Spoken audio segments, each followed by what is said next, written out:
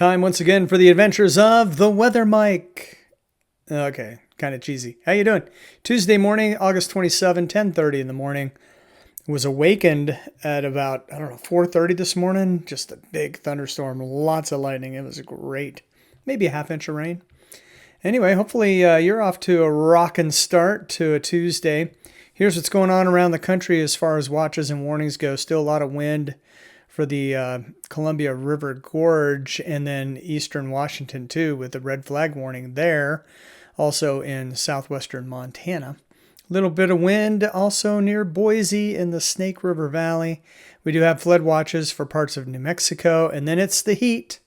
A little further to the east today with those heat advisories, excessive heat warnings, mainly eastern Iowa all the way to West Virginia now. Also parts of Pennsylvania, New Jersey into New York State. Some hot stuff, and also down in South Florida. Today's weather spotlight. Can winter be far behind? That's right, high elevation snows for Glacier National Park. This out of the Missoula, Montana National Weather Service. And of course, Glacier is right up there on the Canadian border. Have not yet been, but it's gorgeous. My dad lives not too far from here. But there are some light snow expectations here. So you could see snow-covered trails. I don't know. When it gets cold, an increased risk of hypothermia makes sense. Especially if you're in the backcountry and, you didn't bring your heat pump with you. So monitor the latest forecast. Prepare for cold conditions if you're going hiking in Glacier Tuesday night into Wednesday. That is reflected on our surface map today in the Pacific Northwest. Could be some snow in the higher elevations, northern Cascades along the Canadian border in Washington, northwestern Montana into Idaho as well. The severe threat today, Wisconsin, Michigan, northern Iowa into Ohio. And then I put the surface maps together so that you could see the transition between them. So tomorrow's surface looks like that, with the severe weather heading off to Pennsylvania, West Virginia, New Jersey, and Rhode Island. Maybe Rhode Island, a little bit of Connecticut in there. South Dakota, North Dakota too, as the severe weather returns. And some lingering snow showers up there in Glacier for parts of Montana, the northern Rockies. Now we can watch a cold front advance into the plains on Thursday. That's our chance of severe weather when that front moves through late Thursday here in Iowa. So we're watching that. That's our best chance of rain this week. But scattered showers and storms all the way from New Mexico through the plains into the Midwest, into the Ohio Valley, and the Southeast for Thursday. Back to today and today's severe weather threat. Again, concentrated around the Great Lakes from eastern Iowa all the way into Erie, Pennsylvania. Northern Illinois and Indiana too, along with Wisconsin. And where's the tornado threat? Well, zooming in, Wisconsin, Michigan mainly. Just a 2% threat here, but there's a threat, even the north side of Chicago. So here's where your storm chasers will be today. Checking those highs for today. And the heat is shifted further off to the east a little bit, really centered around the Mississippi River Valley. So, 100 for Little Rock and for Vicksburg and for Tupelo and for Nashville. That's where the triple digits are. And then upper 90s around that, 90s all the way up into Michigan and into Iowa and all the way as far west as, say, Roswell, New Mexico at 93, but not the 105s like you've had. You have to go all the way up into Pennsylvania, New York to get back into the 80s. Also 80s northern plains behind that weak front that went through today. That's what caused our thunderstorms this morning. Thank you very much. And then the cool stuff, of course, Pacific Northwest, particularly Washington and northern Oregon Cascades. Still upper 90s, Central California. Tonight, lows in the 70s, eastern two-thirds of the country, except for the northern plains, a little cooler. Even some 50s up there in North Dakota and Montana. 40s as you get to the Rockies and the western side of the Rockies in Montana. Also 40s in eastern Washington, 34, Baker, Oregon. So, yeah, it's getting to be that time of year. Highs tomorrow. A lot like today, we'll see those hundreds centered around northern Mississippi, northern Alabama, Tennessee, up into West Virginia now. There's a 100 there, and upper 90s around that.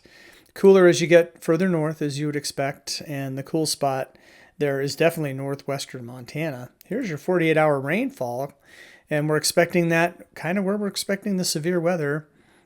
Eastern Iowa, across central Illinois, Indiana, also up there in the UP of Michigan. That's kind of the heaviest rain, up to 2 inches there. And you see still some monsoon rains for southeastern Arizona and much of New Mexico. Let's take a look at the European model, shall we? This is the European model right here, and we're starting out at 12Z. So this was a few hours ago, and we see our showers and storms right here in the plains with that weak cold front moving through and out ahead of a few showers. We also see a few showers here in Texas, down around Austin. Congratulations. I know that feels good. All right, as we go through the rest of this morning, not a lot of activity going on. We see some showers now starting to bust out here in Arizona and New Mexico. This gets us to 21Z -5. This is about 2 o'clock in the afternoon here. And we're seeing our severe weather threat coming together for parts of Wisconsin into northern Michigan. That's where we see those big storms moving in through Michigan later on this afternoon and into this evening, racing off to the southeast into northern Ohio, into Pennsylvania. This is pretty close to midnight tonight.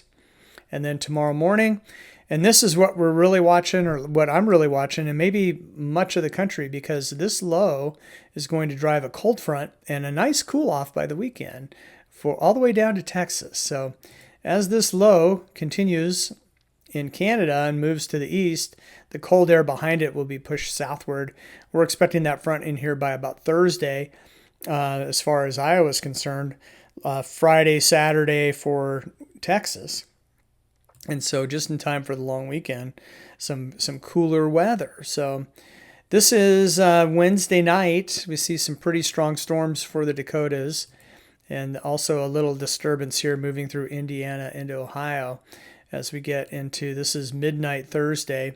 So we see this low is pretty cranked up. It's 1,007 millibars, so pretty tight low. And we do have those showers moving in through North Dakota. And as that front continues to push, we're going to see more showers and storms erupt.